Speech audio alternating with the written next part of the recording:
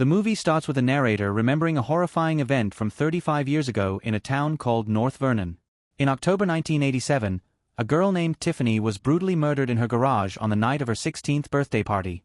Almost 2 days later, another girl, Marissa, was found dead at her family's cabin in the woods. Then, on Halloween night, a third victim, Heather, was also killed in the parking lot of an amusement park. All 3 victims were 16 years old and had been stabbed 16 times. Because of this, the killer became known as the Sweet 16 Killer. It is revealed that the killer never struck again after that, and their identity was never discovered.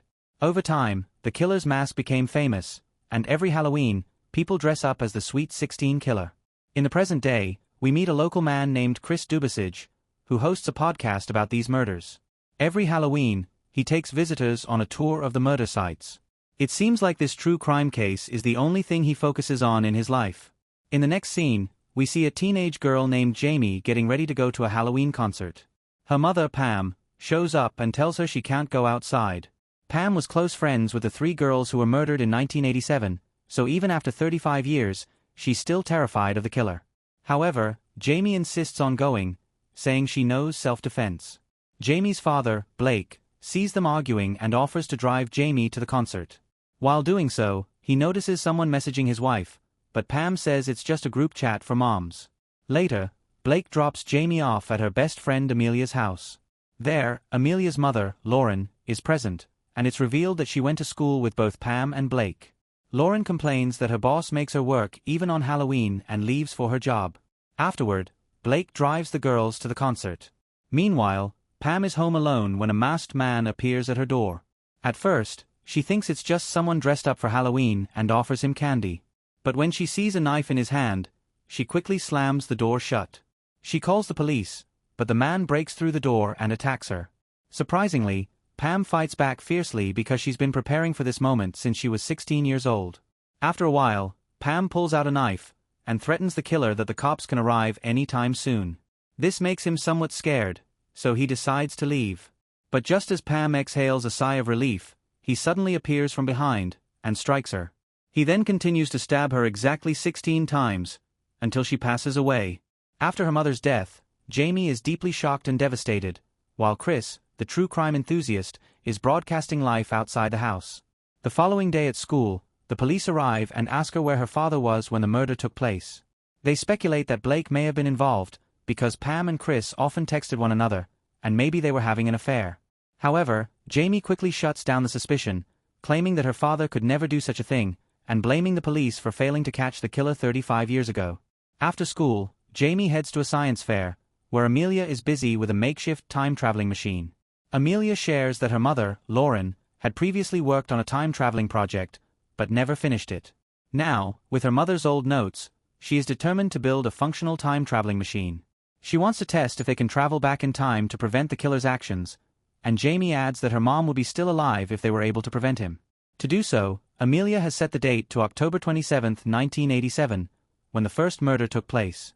Later in the evening, Jamie watches Chris's killing podcast, but her dad tells her to stop listening to him since the man always turns tragic murders into entertainment, especially the one from 35 years ago. The next day, Jamie meets Chris at a cafe. She directly asks him if he and her mom were having an affair, but he denies it.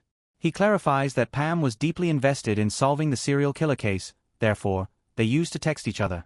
He also reveals that Pam had received a note with a death threat from the killer after the last murder 35 years ago, stating she would be the next victim. Later that day, an upset Jamie returns to the science fair to meet Amelia. But then all of a sudden, the killer shows up and starts attacking Jamie, but the girl manages to run and hide. In an attempt to save herself, she accidentally enters the time machine, aka the photo booth, and she tries to turn it on. Unfortunately, the killer follows her, and when he tries to stab her, he accidentally plunges the knife into the photo booth stall's control panel. This generates extra electricity, which instantly activates the time machine. Luckily, before the killer can get her, the machine works, and Jamie is transported to 1987, exactly to the day of the first murder. Initially, she is a bit freaked out to realizes that she is in fact in 35 years ago, but when she realizes that she can save her mother, she becomes determined to stop the killing spree. Following this, Jamie places an out-of-order sign on the time machine booth, and approaches a random woman nearby. She inquires about her mother, Pam, and the woman informs her that she is at school. Without wasting time, Jamie heads to the town school where her mother was a student. There, she introduces herself as an exchange student from Canada, and immediately gets admission by the lazy clerk. Later, in gym class, Jamie is shocked to see the three girls who were murdered: Tiffany, Marissa, and Heather. When the training starts, she struggles to look for her teenage mom, and to her surprise, her patient mother that we saw at the beginning of the film is very different from what she imagined. After the class, she discovers that her mother acts like she is superior to everyone else, and is a complete bully. Jamie also learns about Tiffany's birthday party that evening, where she is about to die. She tries to convince the girls to cancel the party, claiming it's very lame, but they don't listen to her. Frustrated, she goes to the local police for help, warning them that a murder is going to happen at Tiffany's house. However, the cops start laughing and claim that there has never been a murder in their town. With no other option, Jamie starts searching around the school and asks the lazy clerk about Amelia's mother, Lauren. She then enters Amelia's mother class and finds Lauren there, even though she's a bit confused by Jamie. After she finds her, Jamie tells her about the time machine that her daughter will invent in the future and explains the entire situation. She also informs Lauren about the upcoming murders and the details from her notebook. Surprisingly, Lauren believes her because no one else knows about the secret notebook and her plan to build a time machine. Jamie adds that she wants to stop the killer from killing people, including her mother, and that the only way for her to return to the future is with Wi-Fi. Since it doesn't exist in 1987, she needs Lauren's expertise to find an alternative solution. The scene then shifts to 2023, where we see Blake frantically searching for Jamie and talking to the police. Just then, Amelia walks up to them and reveals that Jamie used her time machine to travel back in the past. Naturally, no one believes her, but Chris is intrigued by what she just said. Meanwhile, in 1987, Lauren and Jamie attend Tiffany's evening birthday party to prevent the murder. At the party, Jamie meets a teenager named Doug, who always got bullied, and would later end up as her principal. There, Jamie notices an attractive guy, and is immediately smitten. However, she is shocked when she discovers that the guy is none other than her father, Blake. She also learns that Tiffany and Blake are in a relationship and her parents, Blake and Pam, haven't started dating yet. After that, she tries her best to keep the three girls safe, but they don't seem to want her help and just keep making fun of her. Moments later, Tiffany takes a boy upstairs for some fun. However, she quickly goes to the bathroom for a while, but when she returns, the guy is gone. She hears sounds coming from the closet and decides to wait for the boy to come out. All of a sudden, the killer comes from the closet and walks towards her before brutally stabbing her. During the loud music party, Jamie frantically continues to look for Tiffany to keep her safe. Unfortunately, she finds her a little late as her dead body is soon discovered in her parents' bedroom. Although terrified, Jamie realizes that she can change things in the past. Tiffany was found dead in the garage in the regular timeline, but now, in this altered timeline, she is found in her parents' bedroom. Afterwards, Jamie and Lauren walk Pam home, because they don't want her to be alone with a killer on the loose. When Pam asks her how she knew about the murder, Jamie claims she's psychic, and that's how she predicts who will be killed. The three then decide to stay together for the night, and Jamie asks Pam if she knows anyone who might hate them enough to kill them. In response, Pam admits that many people could be the killer, because she and her friends have bullied a lot of people.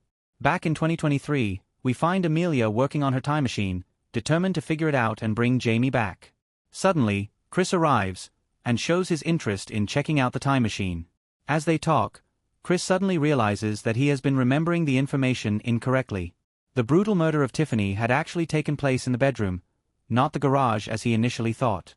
It turns out that Jamie's actions in the past are causing a ripple effect in the time continuum. Finally, Amelia and Chris look at a picture from 1987 and notice that Jamie has indeed traveled back in time. Back in the past, Jamie tries to prevent the group from going to the cabin, where the next murder will take place. She convinces Marissa that they should go to the city instead. Hearing this, Marissa says they can go to her parents' condo instead, and Jamie agrees. The teacher then assigns Jamie to partner up with the odd, frequently bullied boy named Damon, and she notices the strange drawings in Damon's notebook. Afterwards, Marissa and the girls pick Jamie up, and are on their way to Marissa's parents' condo. But when they arrive there, Jamie is horrified to see that it's not a condo, but the very same creepy-ass cabin in the woods where Marissa died. Jamie tries desperately to persuade them to leave, but the other guys show up, and they decide to party at the cabin.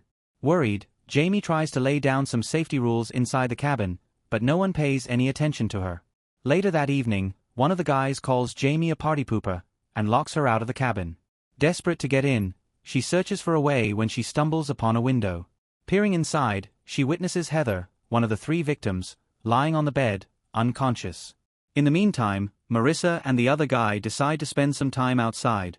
It is then revealed that the killer is already waiting inside the cabin. He emerges out of the closet and slowly approaches Heather while turning on the radio loudly. Heather wakes up just in time to escape the room, but the killer catches up, throws her down the stairs, and moves to murder her. This changes the order of deaths, and instead of Marissa, it's Heather who dies. The other friends band together to stop the killer, but they are also beaten by him, despite their survival. After the killer runs out of the house and leaves them alone, the teens head to the police station to report the murder. Jamie tries to help by giving them the killer's blood for DNA testing, but the cops don't even know what DNA is. At school, Jamie talks to Damon, and it is revealed that he's just a normal nerdy boy who has nothing to do with the killer, and then Doug shows up and tells them to get inside the class. After the incident, the entire gang and Jamie begin planning how to catch the killer.